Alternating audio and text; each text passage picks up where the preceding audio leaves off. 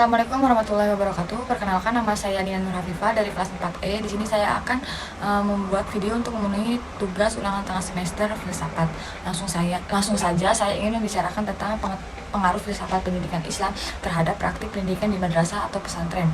Filsafat pendidikan Islam itu sangat penting karena mengarahkan kita untuk melihat pendidikan tidak hanya dari sisi akademis, tapi juga dari sisi moral dan juga spiritual. Nah, yang pertama, pendidikan seimbang antara ilmu dan akhirat. Nah, filsafat pendidikan Islam mengajarkan pentingnya menyeimbangkan antara ilmu dunia dan juga ilmu akhirat di madrasah dan juga di pesantren. Kita tidak hanya fokus mengajarkan pelajaran seperti matematika, sains, IPA, tetapi juga ilmu agama seperti fikih, tafsir, hadis. Nah, dengan adanya ini siswa diharapkan tidak hanya pintar dalam ilmu pengetahuan, tapi juga memiliki dasar agama yang kuat dan siap menjalani kehidupan sesuai dengan prinsip Islam. Nah, yang kedua ada pendidikan karakter dan akhlak. Nah, filsafat pendidikan Islam sangat menekankan pentingnya pendidikan karakter dan akhlak di pesantren, misalnya pengajaran tidak hanya tentang hafalan kitab, pelajaran agama, tapi juga bagaimana membentuk pribadi yang jujur, disiplin, sabar, dan juga bertanggung jawab. Nah, nilai-nilai seperti ini, kesederhanaan, ketulusan hati, dan penghormatan terhadap orang tua, nah, sangat dijaga. Nah, ini adalah bagian dari usaha untuk membentuk santri yang tidak hanya cerdas tetapi juga bermoral. Kemudian ada pendekatan holistik dalam pendidikan. Nah, filsafat pendidikan Islam melihat manusia secara utuh, bukan hanya intelektualnya. Oleh karena itu, pendidikan di madrasah dan pesantren tidak hanya menekankan pada penguasaan ilmu, tetapi juga pembangunan karakter sosial dan spiritual. Nah, ini mencangkup pendidikan sosial dan emosional yang mengajarkan santri bagaimana berinteraksi dengan orang lain, menjaga hubungan baik dengan teman-teman, guru, dan orang tua, serta memahami pentingnya kepedulian terhadap masyarakat. Nah, contoh konkret di lapangan itu misalnya di pesantren kita sering melihat kajian kitab kuning kan, biasanya itu pasti itu setiap pesantren itu ada pelajaran kitab kuningnya. Nah, kitab klasik Islam yang mendalam. Nah, tapi di sisi lain ada juga kegiatan seperti latihan adab, misalnya cara makan yang benar, ada berbicara, menjaga kebersihan diri. Santri juga biasanya diajarkan untuk menjaga kehubungan baik dengan sesama, baik teman sekelas, guru, maupun orang tua. Semua ini adalah bagian dari implementasi filsafat pendidikan Islam yang mengedepankan keseimbangan antara ilmu agama, akhlak, dan interaksi sosial.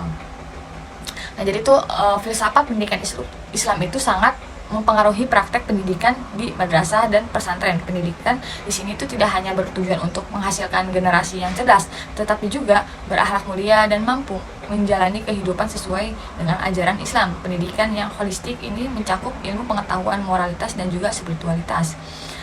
Nah, kemudian ada saya akan menjelaskan perbedaan, kekurangan, dan kelebihan filsafat Islam dan juga filsafat pendidikan Barat. Nah, dalam konteks pendidikan di Indonesia, filsafat pendidikan Islam itu menekankan keseimbangan antara ilmu dunia dan juga ilmu akhirat, serta fokus pada pembentukan akhlak dan karakter seseorang. Nah, tujuan utamanya adalah mendidik manusia secara utuh, fisik, intelektual, dan juga spiritualnya. Nah, mungkin untuk kelebihannya itu menjaga moralitas dan akhlak, membentuk pribadi yang bertanggung jawab, jujur, berakhlak mulia. Pendidikan yang berbasis pada nilai agama yang membimbing siswa dalam kehidupan sehari-hari. Nah, mungkin untuk kekurangannya itu terkadang kurang memberi ruang untuk pengembangan inovasi dan juga kreativitasnya. Kemudian kekurangannya itu bisa terkesan terlalu fokus pada aspek spiritual dan agama sehingga kurang mengeksplorasikan nilai-nilai hal-hal lain secara mendalam. Kemudian ada filsafat Barat. Nah, pendidikan filsafat Barat itu lebih fokus pada rasionalitas, empirisme, dan pengembangan intelektualnya. Nah, tujuannya adalah membentuk individu yang tidak hanya kritis dan berpikir bebas dalam menghadapi tantangan dunia. Dan mungkin untuk kelebihannya itu menekankan pada inovasi, kreativitas, dan pengembangan intelektual yang lebih bebas. Kemudian kelebihannya juga bisa mengutamakan pendekatan ilmiah dan praktis yang mempersiapkan siswa untuk menghadapi dunia kerja. Nah, mungkin untuk kekurangannya itu cenderung mengabaikan aspek moral dan spiritual, kadang terlalu fokus pada keterampilan teknis dan karir, mengabaikan nilai-nilai kemanusiaan yang lebih mendalam. Intinya, pendidikan Islam itu lebih menekankan pada keseimbangan antara ilmu dunia dan akhirat serta pembentukan akhlak pada pengembangan akhlak, sementara pendidikan Barat itu lebih fokus pada kreativitas di Indonesia. Kita bisa mengambil keuntungan dari keduanya, menggabungkan nilai-nilai Islam dengan pendekatan ilmiah Barat untuk menciptakan sistem pendidikan yang lebih holistik dan dan terintegrasi ya. Kemudian kerangka kerja filsafat pendidikan Islam dan elemen penting dalam kurikulum. Nah, filsafat pendidikan Islam itu lebih ke penggabungan antara ilmu dunia dan akhirat, akhlak dan karakter. Dalam pengembangan kurikulum, hal-hal yang harus dipertimbangkan adalah tujuan pendidikan harus mencangkup pengetahuan dunia dan agama. Nah, metode pembelajarannya itu harus sesuai dengan prinsip-prinsip dalam Islam dan cara yang bisa diterima oleh siswa. Nah, isi kurikulum itu gabungan ilmu agama dan ilmu umum sehingga siswa bisa berkembang secara menyeluruh. Nah, evaluasinya itu menilai bukan hanya ilmu tapi juga akhlak dan sikap siswa. Kemudian ada penerapan prinsip filsafat pendidikan Islam dalam modernisasi. Nah, untuk menghadapi tantangan modernisasi, kita perlu menggabungkan nilai moral dan juga ilmu pengetahuan. Contohnya teknologi dalam pendidikan. Gunakan teknologi sebagai ajarkan juga siswa untuk tetap bertanggung jawab nilai-nilai Islam dalam menggunakan teknologi. Kemudian kreativitas, ajak siswa untuk berpikir kreatif, tapi tetap dalam dalam koridor ajaran Islam yang mengaruh pada kebaikan. Kemudian yang kelima ada urgensi filsafat pendidikan Islam dalam pembentukan karakter. Nah, filsafat pendidikan Islam itu penting sekali untuk membentuk karakter seorang siswa. Pendidikan ini enggak hanya mengajarkan ilmu, tapi juga membentuk pribadi yang baik, jujur, disiplin, dan bertanggung jawab. Dengan karakter yang kuat, siswa bisa memberikan dampak positif untuk masyarakat dan juga negara. Nah, karakter yang baik akan membawa perubahan untuk lebih baik.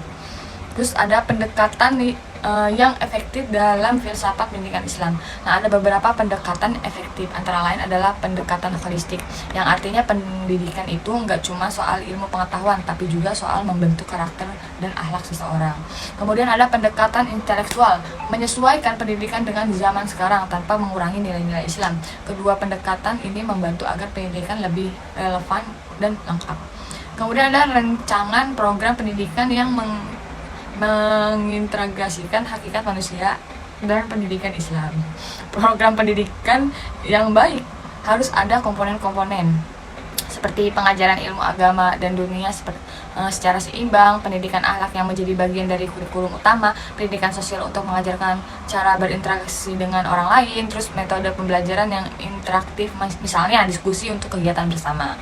Habis ada kelas misalkan suka ada diskusi bersama, itu tanya jawab, evaluasi karakter selain hanya nilai akademik. Kemudian filsafat pendidikan Islam dalam demokratisasi pendidikan. Filsafat pendidikan Islam itu sangat penting dalam menciptakan pendidikan yang adil dan inklusif. Nah, pendidikan Islam itu menekankan kesetaraan di mana semua orang, apapun status sosialnya, punya hak yang sama untuk mendapat pendidikan berkualitas, misalnya dengan adanya program beasiswa, terus atau sekolah-sekolah yang terbuka untuk semua lapisan masyarakat. Nah, jadi kesimpulan dari semuanya itu, filsafat pendidikan Islam itu sangat relevan banget ya buat pendidikan di Indonesia, karena bisa menggabungkan antara pengetahuan dunia dan agama, sementara membentuk karakter siswa lebih baik. Sekian dari saya, kurang lebihnya mohon maaf. Saya ucapkan terima kasih. Wassalamualaikum warahmatullahi wabarakatuh. Dadah.